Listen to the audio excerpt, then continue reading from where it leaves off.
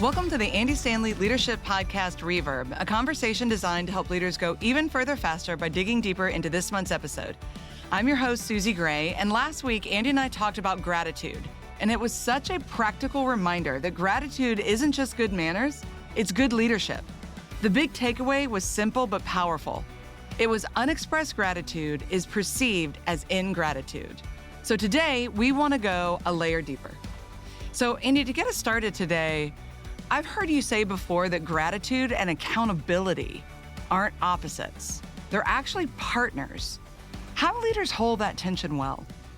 Well, this is a really important relationship. And again, like so many things, when you hear it, you think, oh yeah, but in the middle of the chaos of just organizational life, we miss it. And here's the relationship. Gratitude is a deposit. Accountability always feels like a withdrawal. Again, there's no neutral, right, in organizational life. Either I'm doing a good job or I'm not doing a good job. And the reason it's important to keep that relationship in mind is this. If I have created or we've created a culture where we are quick to acknowledge what people have done right, to celebrate them publicly or to celebrate them privately or both, then when I have to have a difficult conversation, I've made a lot of deposits. And we know just human nature, if for every withdrawal, I need to have made at least 5 to 10 to 20 deposits. Family dynamic is one thing, work dynamic is a lot different. Yeah.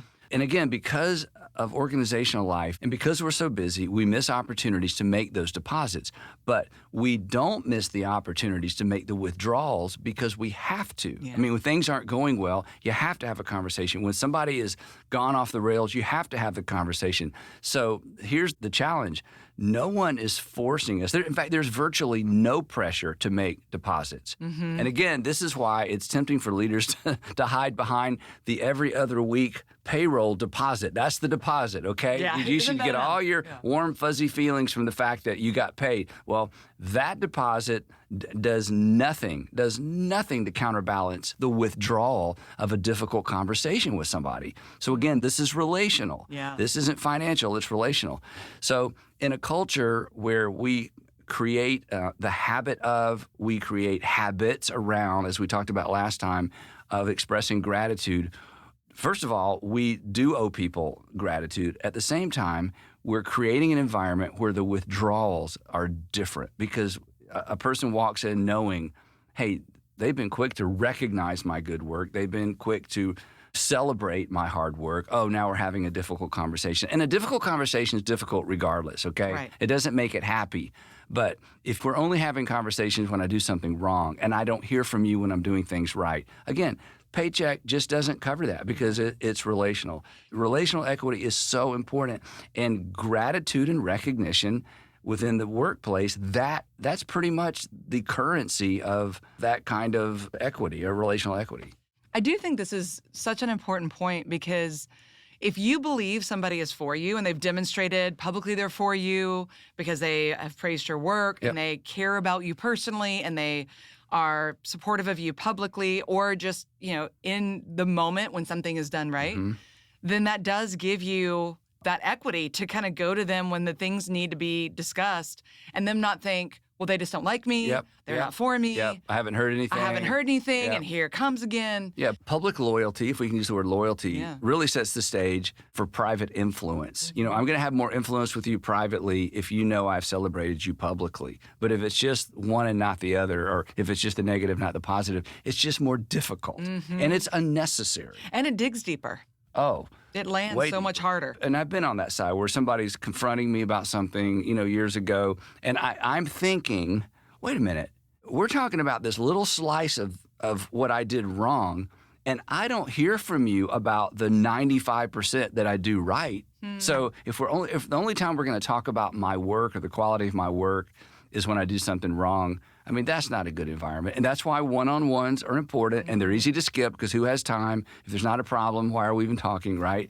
So those opportunities to make investments relationally, to recognize, again, privately or publicly, it sets the stage for the inevitable difficult conversations down the road. So it really is an investment, and it's an investment in the culture of the organization. Yeah, they're definitely partners. Well, Gratitude feels easy as well when things are going well in the organization, right? Yes. Yep.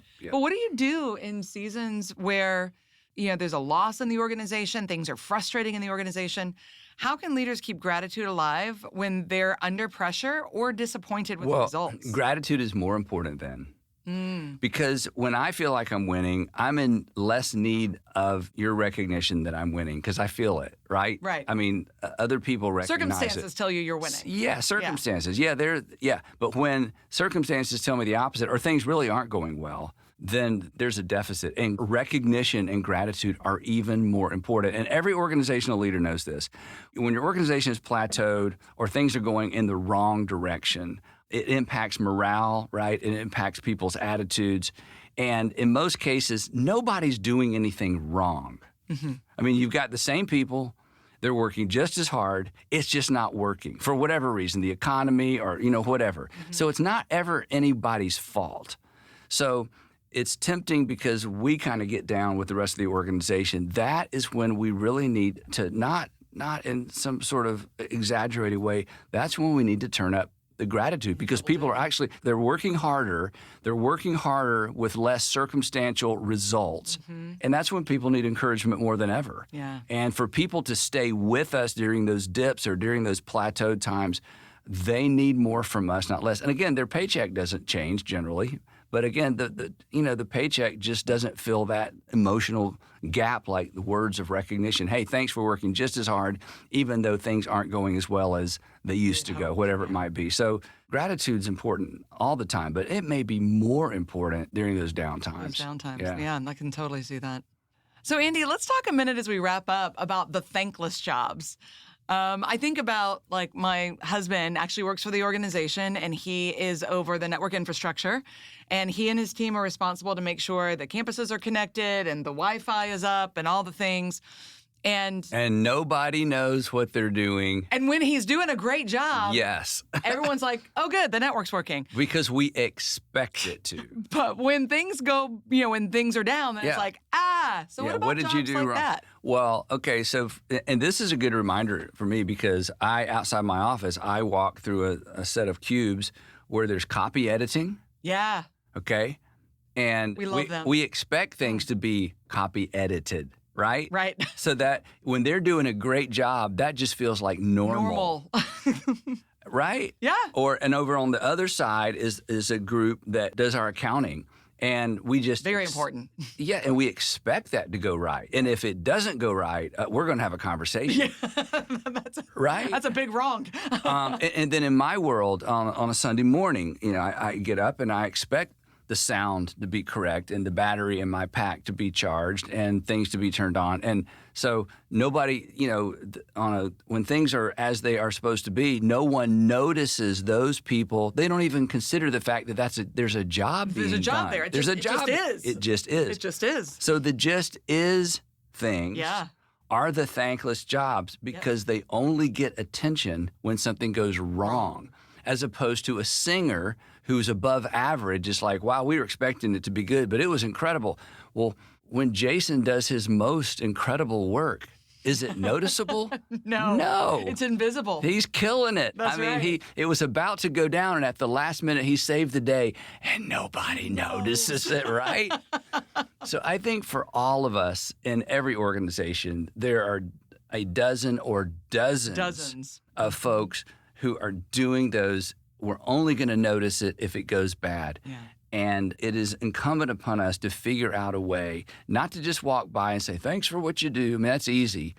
But again, as we talked about last time, to figure out how to be specific, which means we need to understand what they do. Yeah. And I think part of that, I know for me, when I'm expressing gratitude at that level, I express the fact that I wouldn't have the first clue about how to do what you do. So thank you for your expertise in this. Not just thanks for doing a good job, but it's got to be specific. And part of the specificity is the fact that I could not do it. I can't. I couldn't do your job, and I couldn't do my job if you weren't doing your job. So anything that makes it specific and makes it public, but those are the folks who they don't get recognized unless it goes bad. Yes.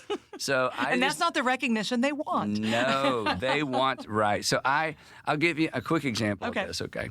So not this past summer, but summer before, all the air conditioning units went out in our main auditorium. Oh, You I remember this? Yeah. Yeah. All at once. Enough of them went out we couldn't meet. So we had to move our whole Sunday morning services to our other auditorium, which is 30 feet away. But still, there was so much transition. Then we finally got everything fixed. And then between Sundays, they transitioned all this equipment back. Yeah. So the average person shows up on Sunday, they have no idea what happened. Oh, it's fixed. The air conditioners are fixed. We're back in the other room. Right. Yeah. Even the staff wouldn't know, but I knew. So I asked Angie, I said, Angie, I want you to give me the names of the crew who got us out of one room into the other in a timely fashion, then got us back into the other room like it never even happened. Yeah. It completely invisible. So she gave me the list. I went out and personally bought them nice gift cards, brought them into my office and said, I don't know specifically what each of you did, but what you did was amazing, getting us out of one room into the other, getting us back in a timely manner. And I am personally grateful and just want to recognize what you did and thank you, and gave each one of them a gift card. Again, if they hadn't done it right and we got it back into the room and something didn't work, we would have, what's going on, right? What's going on? So I think anytime we can go out of the way to express gratitude to the folks whose perfect performance means nobody knows they're there. Yeah. But it's only when things don't go well that they are recognized, or they're, somebody's calling their name out. So again, that takes intentionality. Yeah. But we all have those opportunities if we just look for them. Yeah, for sure. Well, Andy, thanks for that conversation. It's such a practical reminder that gratitude isn't just good manners, it's good leadership. Yep. And thanks to all of you for listening to this episode of Reverb. If you found it helpful, be sure to leave a review or pass along to another leader. And as always, please subscribe wherever you listen and check out andystanley.com/podcast for more resources to help you go even further, faster.